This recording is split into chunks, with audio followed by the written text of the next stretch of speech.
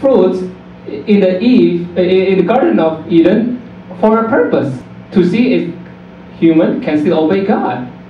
The whole purpose is that. Now, but the accuser doesn't understand what actually God's heart is. God's heart is want to have the relationship. That's why when Adam and Eve first fall in sin, it's not that Adam and Eve is the one looking for God, but instead it was God himself that was looking for them. Adam, Adam, where are you? It was God's heartbeat to look for you. Okay. Now, notice this. In subtlety, what was Jesus' reply here? What did Jesus say? He said, the first one who was without sin should throw the first stone. Right? Now, imagine, let me say, if I'm Jesus and the accusers come from this side, it's like, you should stone her because he's doing the very act of adultery. And I said, what should I do, Lord? In times, you have to know what grace is. Because as much as I hate sin, God's grace is even greater than that. Okay, it's showing that. Let me write that.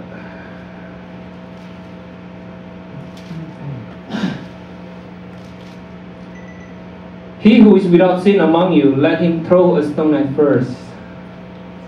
Do you know that when he said that in subtlety, he talks about himself? Jesus was talking about himself. He is the one without sin. He is the one that can cast the first stone. The only thing that can trigger is the first stone, that everybody else has to throw the stone. Doesn't matter who. But remember, when Jesus said that he is the one without sin, let him cast the stone first. But remember, in the midst of them, it was only Jesus is the one without sin. He's allowed to cast the stone, but he chose not to do so. Amen. In your lifetime, you will be accused. Now I'm not talking about temptations, okay? This is when you do a sin. Remember, temptation is not sin. It's different. Temptation, and don't mix it up, okay? Temptation is temptation. Jesus is tempted, but not without sin. Temptation is not sin, okay? There are times when you feel that you're tempted, but that's actually not sin yet until you do the sin. Yeah. Sometimes when you even get tempted, you can feel accused. Oh, why do I think about this? You have that feeling sometimes. Why do I have bad feeling? It was funny, when I'm trying to understand how to talk to my kids as well. Mia also did say, why do I have bad thoughts about a certain things that she has to do, she wants to do? I'm sorry, Papa, I have these bad thoughts. And in my thought, how on earth it was that way? And it's apparent. It's because of our sinful nature. Yes. We were born with sin. Yes. No, it's a gift, and it's not a gift. It's the results of what happened to Adam and Eve, that we have that. You don't even need to teach them. You have that things to do. Everything that against the law. That we want to lie, we want to steal, we want to kill. I hated that person so much. You don't need to learn that. It comes from yourself. It's our sinful nature that was born with it. But the thing is, you have to know what grace is coming to you. Okay? Amen. Now, but the question back again, I have to make sure that you have to see this, that Jesus itself is not abolishing the law. Okay, we talk about God doesn't impose the verdict of judgment, but on the other hand, He's not abolishing the law. The law is still there. What He did, instead, He's the one who's died for us. Okay, you got the pictures now? Now, if you read Romans 6-7, this is talks about the whole pictures of the scenarios here, and you can read more clearly. But I want to say, the picture that we have, the scenario between the accuser, the defendant, and the judge here, happens on a daily basis. And rest assured, many times Pastor says, don't feel accused. Kadang-kadang kita tuh kepikirannya tuh dituduh-tuduhin gitu. You feel accused on a daily basis, but you have to know that you should not be in that positions anymore. All right? You have to know your rights in a way. Now, we talk about the judge, we talk about the accuser, and we talk about the defendant. Now, the fourth person here is the crowds. Who is the crowds? It's you, and you're right now in the positions of witnessing the trial.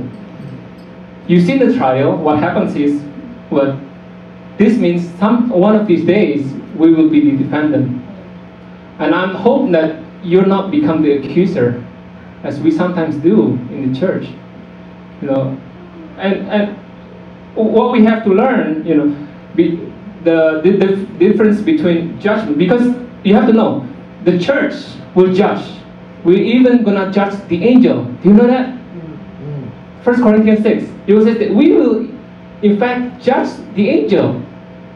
How can you not judge among yourself? There was a case where people are in the church are taking the brothers against brothers in the trial outside the church. Going to the court, suing them each other.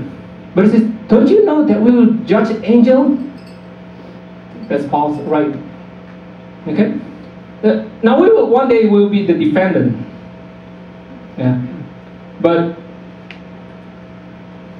And then, not only as defendant, but we have to know that we have way out through Christ. But after way out, Jesus said something nice too to the lady. What she said? Neither do I condemn you. Go and sin no more. Now, go and sin no more means also bear fruits. Whether you're in a sinful life or not, you will bear fruits. That's what Jesus said how can you differentiate a false teachers? That Jesus said, what he said?